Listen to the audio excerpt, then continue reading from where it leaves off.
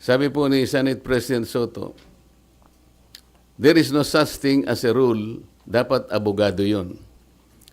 Abogado ka nga, di ka naman magaling mag-imbestiga, di ba?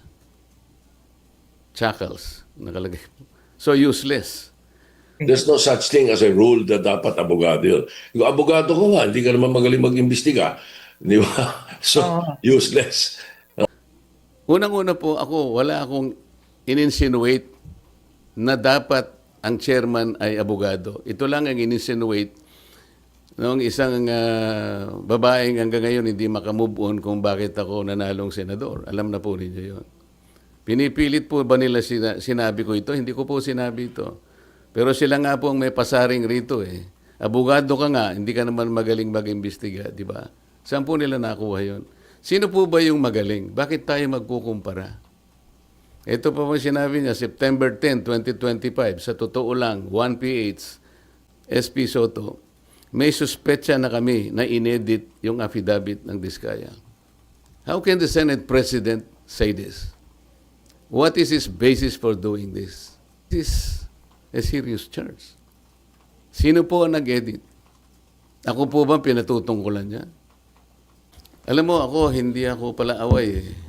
Ang gusto ko lang kasi, the processes of the Senate and the integrity of the inquiry will not be compromised.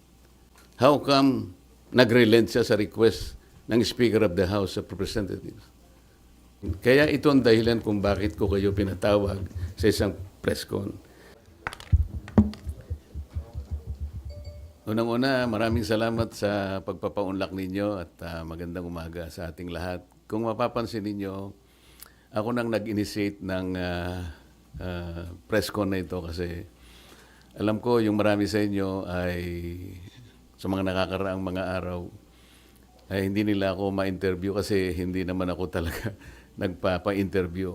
Ngunit naisip ko na parang yung narrative hindi masyadong nagiging maganda. Gusto ko linawin ng maraming bagay na may kinalaman nga dun sa very short-lived na pangunguna ko sa Blue Ribbon Committee.